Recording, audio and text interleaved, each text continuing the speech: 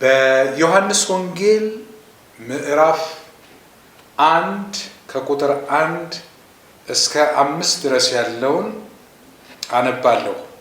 በመጀመሪያው ቃል ነበረ፣ ቃልም በእግዚአብሔር ዘንድ ነበረ፣ ቃልም እግዚአብሔር ነበረ። ይህ በመጀመሪያው በእግዚአብሔር ዘንድ ነበረ።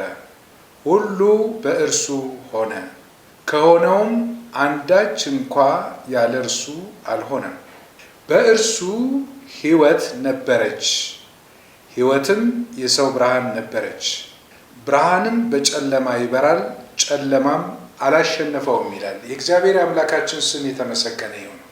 ባለፈው በአከፋፈላችን ዮሐንስ ወንጌልን ስንከፍል ከምዕራፍ 1 ቁጥር 1 እስከ ቁጥር 18 ድረስ ያለው የዮሐንስ ወንጌል መግቢያ ነው ብለናል። ስለዚህ በዚህ በመግቢያው ክፍል የመጀመሪያው አንቀጽ ላይ በመጀመሪያው ቃል ነበረ ብሎ ሲናገር ሐዋርያው ቅዱስ ዮሐንስ የዚህ አንቀጽ ከቁጥር 1 እስከ ቁጥር 5 ድረስ ያለው ባለቤት ቃል የተባለ ስም ያለው ህላዌ ነው። ይሄ ክፍል የሚናገረው ስለ ቃል ነው ማለት ነው። ጠቅላላው የዚህ አንቀጽ ባለቤት ቃል ነው።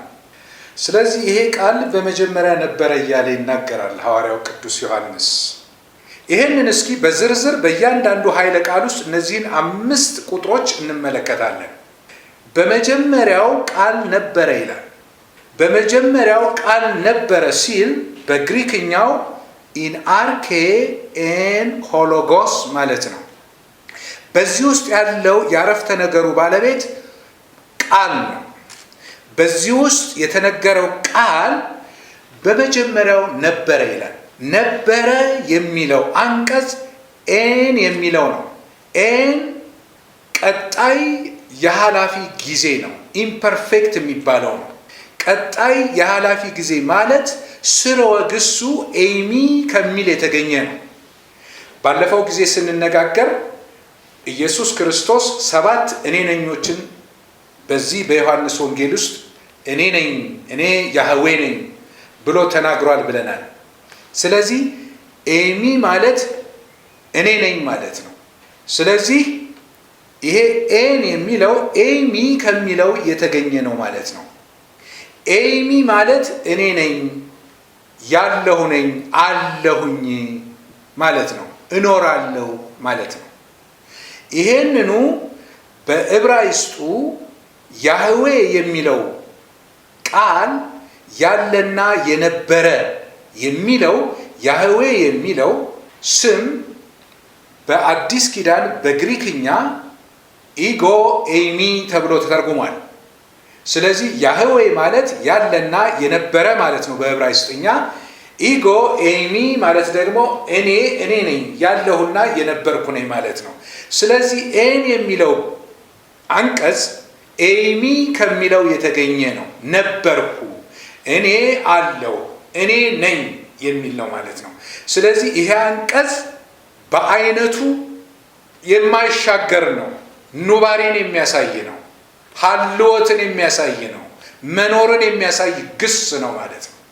ስለዚህ በመጀመሪያው ቃል ነበረ ሲል ከመጀመሪያ ጀምሮ ይሄ ቃል የተባለው የሚኖር ያለና የነበረ ነው ማለት ነው። ይሄ ክፍል አሁን ኑባሬን የሚያሳይ ነው ማለት ነው። መኖርን የሚያሳይ ነው። በዘፍጥረት ምዕራፍ 1 ቁጥር 1 ላይ እንዲህ ይላል፣ በመጀመሪያ እግዚአብሔር ሰማይንና ምድርን ፈጠረ ይላል። እዚህ ላይ በመጀመሪያ እግዚአብሔር ሰማይንና ምድርን ፈጠረ ሲል በመጀመሪያ የሚለው በአዲስ ኪዳን በዮሐንስ ወንጌል በመጀመሪያው ከሚለው ጋር አገባቡ የተለየ ነው። እዚህ በዘፍጥረት ላይ በመጀመሪያው የሚለው ፈጠረ የሚለውን ግስ ለማጎልበት የገባ ተውሳከ ግስ ነው። ሰማይና ምድር መቼ እንደተፈጠሩ ጊዜውን ለማሳየት የገባ መጀመሪያ ነው። ኢንአርኬ የሚለው በዕብራይስጡ ብራሺት የሚባለው ማለት ነው። ብራሺት ባራ የሚለው ባራ የሚለውን ግስ መቼ እንደተፈጠረ ሰማይና ምድር መቼ እንደተፈጠረ የሚያመለክት ተውሳከ ግስ ነው። ስለዚህ በዘፍጥረት 1 ላይ በመጀመሪያ የሚለውና በዮሐንስ ወንጌል ላይ በመጀመሪያ በሚለው መካከል ትልቅ ልዩነት አለ ማለት ነው። ዮሐንስ ወንጌል ምዕራፍ 1 ላይ ያለው የሚያሳየን በመጀመሪያ ቃል ነበረ ሲል ነበረ የሚለው ህላዌን የሚያሳይ ነው። መደረግን የሚያሳይ አይደለም፣ መኖርን የሚያሳይ ነው ማለት ነው። ስለዚህ ኤን የሚለው ግስ ነበረ የሚለው ኤሚ እኔ ነኝ እኔ ያለሁና የነበርኩ ነኝ ከሚለው ግስ የተገኘ ሲሆን ቃል በመጀመሪያው ያለና የነበረ መሆኑን የሚያሳይ ነው ማለት ነው። እዚሁ ላይ የምንመለከተው ይሄ ኤሚ የሚለው ማለት ነው ጌታ ኢየሱስ በዮሐንስ ወንጌል ምዕራፍ 8 ቁጥር 58 ላይ አይሁድ ጌታ ኢየሱስ ክርስቶስ ጋር በነበራቸው ንግግር አንተ ከአባታችን ከአብርሃም ትበልጣለህን አሉት። እውነት እውነት እላቸዋለሁ አብርሃም ሳይወለድ እኔ አለሁ አላቸው። ምን ማለቱ ነው? አለሁ የሚለው ኤሚ ማለት ነው። ስለዚህ ኤሚ የሚለው ቃል መኖርን ነው የሚያመለክተው። በዮሐንስ 8:25 ላይ እንደዚሁ ከአይሁድ ጋር ሲከራከሩ ጌታ ኢየሱስ ክርስቶስ እንዲህ አላቸው፣ እንግዲህ አንተ ማን ነህ አሉት። ጌታ ኢየሱስም ከመጀመሪያ ለእናንተ የተናገርሁ ነኝ አላቸው። ከመጀመሪያው ለእናንተ የተናገርሁ ነኝ ሲላቸው ከመጀመሪያው እኔ ነበርኩ ሲላቸው እኔ እግዚአብሔር ነኝ ያለሁና የነበርኩ ነኝ ያህዌ ነኝ እያላቸው ነው። ምክንያቱም ያህዌ ማለት ያለና የነበረ ማለት ነው። ዘሃሎ ወይ ሄሉ የነበርኩ ነኝ እኔ ነኝ ማለት ነው። ስለዚህ ጌታ ኢየሱስ ክርስቶስ አሁን እዚህ ላይ ለአይሁድ የሚነግራቸው እኔ ነኝ እያለ ነው። ስለዚህ እስራኤላውያን እኔ እግዚአብሔር ነኝ እያላቸው መሆኑን አውቀዋል። ስለዚህ ሊወግሩት ድንጋይ ያነሱ። ድንጋይ ያነሱት እርሱ የእግዚአብሔር ልጅ ያለና የነበረ እኔ ያህዌ ነኝ ስላለ ነው። ምክንያቱም እግዚአብሔር ለሙሴ ማንነቱን ሲነግረው በዘጸአት ምዕራፍ 3 ቁጥር 14 ላይ ለላኩኝ አሁን አንተ ልከኸኛል ለሚሄድባቸው እስራኤላውያን ማን ላከኝ ብዬ ልንገራቸው ስምህ ማን ነው ብሎ እግዚአብሔርን ሲጠይቀው እግዚአብሔርም በዘጸአት ምዕራፍ 3 ቁጥር 14 ላይ ያለና የሚኖር እኔ ነኝ ዘሃሎ ወይ ሄሉ ላከኝ በላቸው ነው ያለው። ይሄ ማለት ያህዌ ማለት ነው። ስለዚህ ኢየሱስ ክርስቶስ አሁን እኔ ነኝ ብሎ ሲል እኔ ያህዌ ነኝ ማለቱ ነው። ይሄ ማለት ያለና የነበረ ማለት ነው። በዚህ ኢንአርኬ ኤን ሆሎጎስ በሚለው ውስጥ ኤን የሚለው የተገኘው ኤሚ ከሚል ስለሆነ የማይሻገር ግስ ነው። ህላዌን የሚገልጽ ግስ ነው። ቃል በሚል ስም የተጠራው ይሄ ማንነት ያለና የነበረ ለዘላለም የሚኖር ነው ማለት ነው። ለኢሳይያስ እግዚአብሔር እንደዚህ አለው በኢሳይያስ ምዕራፍ 44 ቁጥር 6 ላይ እኔ ፊተኛ ነኝ እኔም ኋለኛ ነኝ ከእኔ ሌላም አምላክ የለም እንደኔ ያለ ማን ነው ብሎ ሲናገር እንሰማዋለን። እንዲሁም በኢሳይያስ ምዕራፍ 48 ቁጥር 12 ላይ ያዕቆብ ሆይ የጠራው እስራኤል ሆይ ስማኝ እኔ ነኝ ያህዌ ኤሚ እኔ ፊተኛው ነኝ እኔም ኋለኛው ነኝ እያለ ይናገራል። ጌታ ኢየሱስ ክርስቶስም ለአይሁዳውያን በዮሐንስ ምዕራፍ 8 ቁጥር 58 በዮሐንስ ምዕራፍ 8 ቁጥር 25 እንዲሁም ደግሞ በራእይ ዮሐንስ ምዕራፍ 22 ቁጥር 13 ላይ አልፋና ኦሜጋ ፊተኛውና ኋለኛው መጀመሪያና መጨረሻው እኔ ነኝ ኢጎ ኤሚ ያህዌ ነኝ ብሎ ስለ ራሱ ሲናገር እንሰማለን። እንዲሁም ደግሞ በምዕራፍ 1 እዚሁ ራእይ ዮሐንስ ምዕራፍ 1 ቁጥር 17 ላይ ፊተኛውና መጨረሻው ሕያው እኔ ነኝ ሞቼ ነበርኩ እነሆም አሁን ከዘላለም እስከ ዘላለም ድረስ ሕያው ነኝ ብሎ እኔ የሚለውን ኢጎ የሚለውን ይናገራል። ስለዚህ አሁን በዚህ በዮሐንስ ወንጌል ምዕራፍ 1 ቁጥር 1 ኢንአርኬ ኤን ሆሎጎስ የሚለው ኤን የሚለው ይሄ በሶስተኛ መደብነት በቀጣይ ኃላፊ ጊዜ የተጠቀሰው ይሄ ግስ ኤሚ ከሚል የመጣ ስለሆነ ቃል ያለና የነበረ ለዘላለም የሚኖር መሆኑን ይናገራል ማለት ነው። የእግዚአብሔር አምላካችን ስም እየተመሰገነ ይሁን። ሁለተኛው እዚህ ላይ የምንመለከተው ቃልም በእግዚአብሔር ዘንድ ነበረ ይላል። ቃል የተባለው ይሄ ለዘላለም የሚኖረው ያለና የነበረው ኑሮ ከእግዚአብሔር ጋር ነበረ ማለት ነው። በእግዚአብሔር ዘንድ ነበር። በእግዚአብሔር ዘንድ የሚለው ፕሮስ ቶን ቴዮን የሚል ነው። ፕሮስ ማለት ቱወርድስ ማለት ነው፣ ወይም ከአንድ አካል ጋር አብሮ ያለ እና አብሮ የሚኖር ማለት ነው። ይሄ ማለት ይሄ ቃል እግዚአብሔር ከተባለ ሌላ ስም ካለው አካል ጋር አብሮ የሚኖር ነበር ማለት ነው። እንደውም በቁጥር 18 ላይ ምዕራፍ 1 ቁጥር 18 ላይ ምን ይላል? መቼም ቢሆን እግዚአብሔርን ያየው አንድ እንኳ የለም፣ በአባቱ እቅፍ ያለ አንድ ልጁ እርሱ ተረከው ይላል። ስለዚህ በአባቱ እቅፍ ያለ ልጁ ዓለም ሳይፈጠር በፊት አስቀድሞ በዘላለምነት ሲኖር ከአባቱ ጋር አብሮ ነበረ ማለት ነው። ስለዚህ ቃል ከአብ ተለይቶ ለብቻው የማይኖር መሆኑን እንመለከታለን። ይሄ ማለት ከዘላለም በቅድምና አስቀድሞ በነበረ እግዚአብሔር ዘንድ ይኖራል ማለት ነው። ጌታ ኢየሱስ ክርስቶስም በጸሎተ ሐሙስ ዕለት ወደ አባቱ በጸለየው ጸሎቱ ቃል ሥጋ ሆኖ ወደ ምድር ከመጣና አገልግሎቱን ፈጽሞ ወደ አባቱ ለመሄድ በተዘጋጀበት ሊሰቀል እንደ ነገ ሊሰቀል እንደ ዛሬ ማለት ነው ወደ አባቱ ሲጸልይ በዮሐንስ ወንጌል ምዕራፍ 17 ቁጥር 5 ላይ አባት ሆይ ዓለም ሳይፈጠር በአንተ ዘንድ በነበረኝ ክብር አንተ በራስ ዘንድ አክብረኝ ይላል። በአንተ ዘንድ በእግዚአብሔር አብ ዘንድ በአባቴ ዘንድ በነበረኝ ክብር ተመልከቱ። እዚህ ጋር አሁን በራስ ዘንድ ምን አድርገኝ? አክብረኝ። ይሄ ማለት ቃል ከአብ ጋር ሲኖር ለዘላለም ሲኖር ከእግዚአብሔር አብ ጋር የክብሩ ተካፋይ ሆኖ ለዘላለም ነበረ ማለት ነው። ይሄ ማለት ኢየሱስ የእግዚአብሔር ክብር ተካፋይ ከአብ ጋርም ደግሞ እኩል እንደሆነ ያመለክተናል። እዚህ ውስጥ አሁን በራስ ዘንድ ወይም በአንተ ዘንድ ተብሎ የተባለው ፓራ የሚል መስተዋድድ ነው። ፓራ ማለት ፍሮም ቢሳይድ ማለት ነው፣ ካንተ ጎን ማለት ነው። ልክ ፕሮስ የሚለው ካንተ ወደ አንተ ማለት ነው፣ እንቅስቃሴን ነው የሚያሳየው። ይሄ ደግሞ ፓራ ማለት ደግሞ አብሮ መኖርን ነው የሚያሳየው። ባይ ዘ ሳይድ ኦፍ ማለት ነው፣ ወይም ፍሮም ቢሳይድ ማለት ነው፣ ከጎንህ ማለት ነው። በአንተ እሪና ማለት ነው፣ በአንተ እሪና አብሬ ሳለሁ ማለት ነው። ስለዚህ ቃል በእግዚአብሔር ዘንድ ለዘላለም ከእግዚአብሔር ጋር አብሮ የሚኖር ሁለተኛ አካል ነው ማለት ነው። እግዚአብሔር አብ አለ፣ እንደገናም ደግሞ ቃል አለ ማለት ነው። እዚህ ውስጥ አልተጠቀሰም እንጂ አብሮ መንፈስ ቅዱስም አለ ማለት ነው። እንደውም በዘፍጥረት ምዕራፍ 1 ቁጥር 3 ላይ የእግዚአብሔርን መንፈስ በውሃ ላይ ሰፎ ነበር ይላል። እግዚአብሔር በቃሉ ሰማይንና ምድርን ሲፈጥር የእግዚአብሔር መንፈስ በውሃ ላይ ሰፎ ነበር ይላል። ስለዚህ አብም ወልድም መንፈስ ቅዱስም በመፍጠር ስራ ውስጥ አብረው ዓለም ሳይፈጠር በፊት ነበሩ ማለት ነው። እንግዲህ በዚህ አባባል ቃል ከሥላሴ አካላት አንዱ አካል ሆኖ ከአብ ጋር እንደነበረ እናያለን።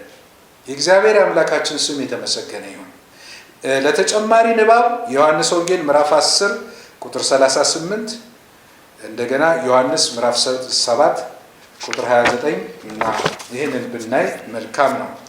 ሶስተኛ እዚህ ውስጥ የምንመለከተው ቃልም እግዚአብሔር ነበረ ይላል። ተመልከቱ፣ ለዘላለም የሚኖረው ቃል ከእግዚአብሔር ጋር የነበረ ቃል እሱ ራሱ ደግሞ እግዚአብሔር ነበረ ይላል። የእግዚአብሔር ባህሪ ያለው ነው። እሱ ራሱ እግዚአብሔር ነው ይላል።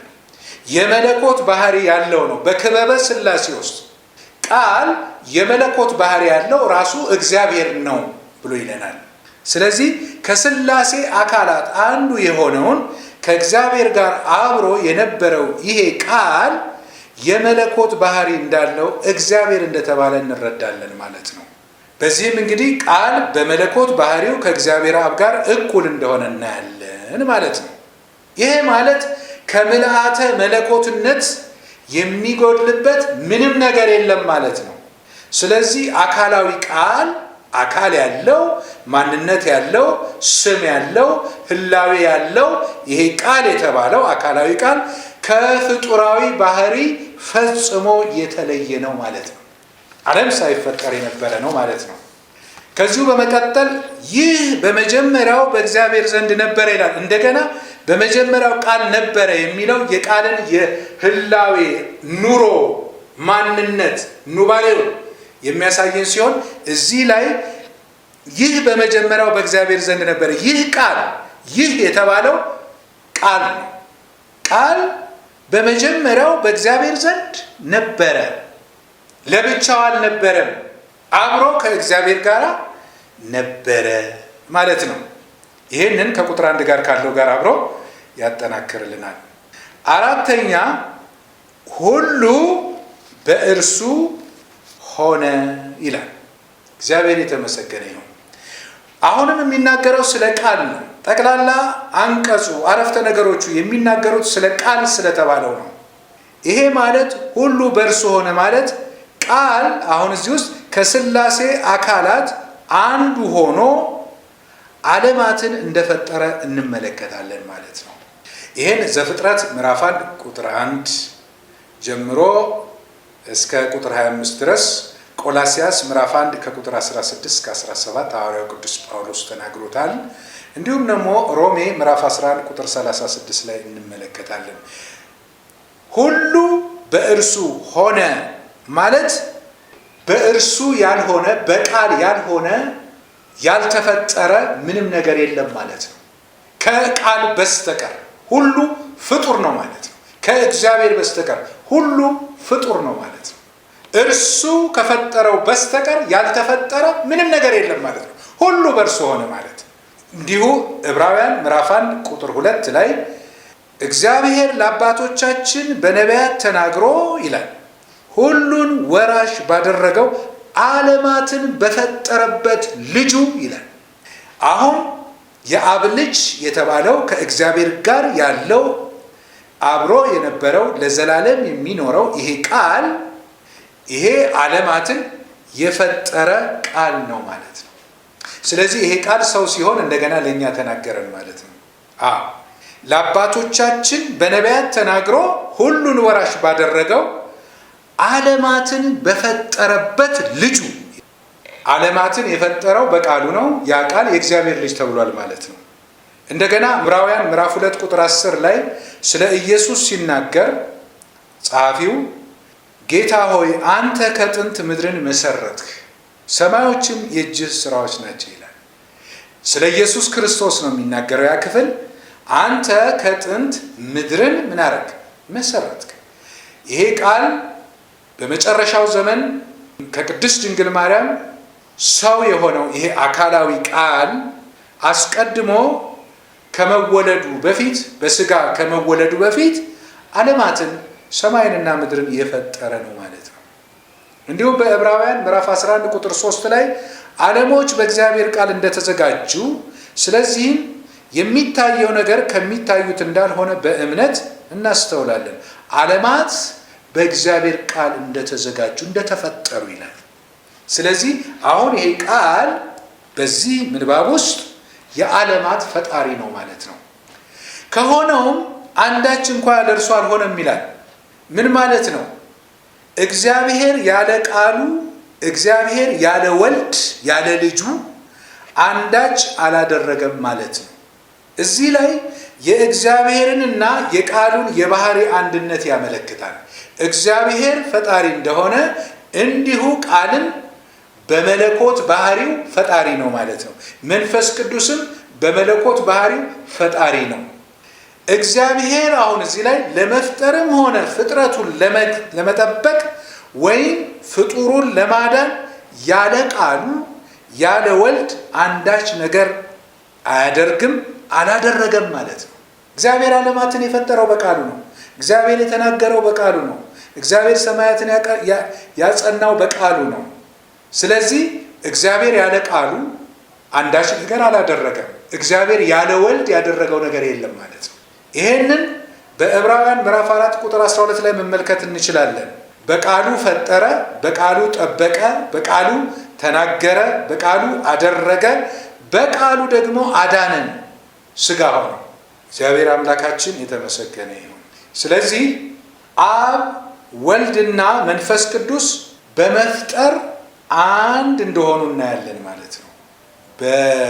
በመጽሐፈ ኢዮብ ምዕራፍ 26 ቁጥር 13 እና 33 41 ላይ እንዲሁም እዚህ ላይ ስንመለከት የአብን የወልድን የመንፈስ ቅዱስን ፈጣሪነት በመፍጠር አንድ እንደሆኑ እንመለከታለን። ይህ ማለት አብም መንፈስ ቅዱስም ያለ ቃሉ አንዳች አላደረጉም ማለት ነው።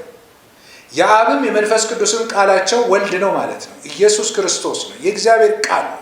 ስለዚህ በመፍጠር አንድ ናቸው። አብ ያልፈቀደውን ወልድ አያደርግም፣ አብ ደግሞ ያለ ወልድ አያደርግም። ስለዚህ በፈቃድ እነዚህ ሦስቱ አካላት ፈቃዳቸው አንድ ነው። ስለዚህ ተመልከቱ፣ ባለፈው ትምህርታችን ወልድም ሊገልጥለት ከሚፈቅድ በቀር ማንም አብን አያውቅም ማለት አብ ወልድ መንፈስ ቅዱስ የመለኮት ባህሪ ስላላቸው አንድ መለኮት ስለሆኑ የወልድን ባህሪ የመንፈስ ቅዱስን ባህሪ የአብን ባህሪ ማወቅ የሚችለው ከሥላሴ አካላት የሆኑት ናቸው እንጂ ፍጡር ይሄንን የመለኮት ባህሪና የመለኮትን አኗኗር የመለኮትን ነገር ማወቅ አይችልም። ስለዚህ ወልድ አብ ማን እንደሆነ ገለጠልን ማለት ነው። አብም ደግሞ ወልድ ማን እንደሆነ ሊገልጥልን ይችላል ማለት ነው። እንግዲህ እዚህ ውስጥ የምንመለከተው እኔና አብ አንድ ነን ብሎ ሲል የመለኮት ባህሪውን ነው የሚያሳየን። እኔና አብ አንድ ነን፣ አብ በእኔ እንዳለ እኔም በአብ እንዳለው ሲል ይሄ የመለኮት ባህሪን ነው የሚያሳየን። አምስተኛ እዚህ ውስጥ የምንመለከተው በእርሱ ሕይወት ነበረች፣ ሕይወትም የሰው ብርሃን ነበረች። በዚህ ቃል ውስጥ ሕያው አምላክና የብርሃን ምንጭ መሆኑን እንመለከታለን። ቃል የተባለው ማለት ነው ሕያው እንደሆነ የሕይወት መገኛ እንደሆነ። ሕይወት የሚለው ዞኤ የሚለው የግሪክ ቃል ነው። በመልህቅ ክርስቲያናዊ ሕይወት በሚለው ቪዲዮ ውስጥ በቁጥር 1 ላይ እና በቁጥር 2 ላይ ሕይወት ማለት ምን ማለት እንደሆነ የተነጋገርንበት ክፍል አለ። ያንን መመልከት ትችላላችሁ። ይሄ ሕይወት የተባለው እንደ ሰው ያለ ሕይወት አይደለም። ሕይወት መጽሐፍ ቅዱስ በሶስት መንገድ ይናገረዋል በግሪክኛው። ዞኤ፣ ፕሱኬ እና ባዮስ የሚል ናቸው። ዞኤ የሚለው የእግዚአብሔር ብቻ ሕይወት ነው። ይሄ ሕይወት በእግዚአብሔር ዘንድ ያለ ለፍጡራን ሁሉ ሕይወትን የሚሰጥበት የእግዚአብሔር ሕይወት ነው። የተትረፈረፈ ሕይወት ነው። ከማንም ያልተቀበለው ሕይወት ነው። የራሱ የእግዚአብሔር ባህሪ ነው። ፕሱኬ የሚባለው የሰው ነፍስ አይነት ሕይወት ነው። የሰው ነፍስ ከእግዚአብሔር የተቀበልናት ከተቀበልናት ጊዜ ጀምሮ ለዘላለም የምትኖር ከእግዚአብሔር የተቀበልናት እንጂ በራሷ ሕያው የሆነች አይደለችም። ስለዚህ ይቺ ሕይወት የሰው ነፍስ ፕሱኬ ትባላለች። ቢዮስ የሚለው አኗኗርን የሚያመለክት ነው። ሕይወት ያላቸው ፍጡራን እንስሳውም ይሁን ሰዎች የሚኖሩት ሕይወት ማለት ነው፣ አኗኗር ማለት ነው። ስለዚህ ዞኤ የሚለው ሕይወት ነው። ኢየሱስ ክርስቶስ እርሱ የሰው ሕይወት ነው። ቃል ምንድን ነው? ሕይወት ነው። ስለዚህ ይሄ ቃል ወደዚህ ምድር መጣ፣ ሥጋን ተዋህዶ ሰው ሆነ ማለት እግዚአብሔር ልጁን ሰጠን ማለት እግዚአብሔር ሕይወትን ሰጠን ማለት ነው። ስለዚህ ይሄንን ኢየሱስ ክርስቶስን የተቀበለ ሰው ሕይወት አለው ማለት ነው። ልጁ ያለው ሕይወት አለው፣ ልጁ የሌለው ሕይወት የለውም። ስለዚህ ጌታችንና አምላካችን ኢየሱስ ክርስቶስ ወደዚህ ምድር የመጣው ሕይወትን ሊሰጠን ነው። ለሙታን ሕይወትን ሊሰጠን፣ የዘላለምን ሕይወት ሊሰጠን ነው። ስለዚህ ነው በልጁ የሚያምን የዘላለም ሕይወት አለው፣ ልጁ ያለው የዘላለም ሕይወት አለው። የእግዚአብሔር ልጅ የሌለው የዘላለም ሕይወት የለውም፣ የሞተ ነው ማለት ነው። ስለዚህ በእርሱ ውስጥ ምን ነበረች? ሕይወት ነበረች ይላል። የእግዚአብሔር የአምላካችን ስም የተመሰገነ ይሁን። ሌላው ስድስተኛ እዚህ ውስጥ የምናየው እግዚአብሔር ብርሃን ነው፣ ጨለማ በእርሱ ዘንድ የለም። እግዚአብሔር ለፍጥረቱ ሁሉ ብርሃንን ይሰጣል፣ በእርሱ ዘንድ ጨለማ የለም። ይሄ የእግዚአብሔር ባህሪ ነው። ዳዊት እግዚአብሔር ብርሃኔ ነው አለ። ማንም ፍጡር ለሌላው ፍጡር ብርሃን መሆን አይችልም፣ የራሱ ብርሃን የለውም።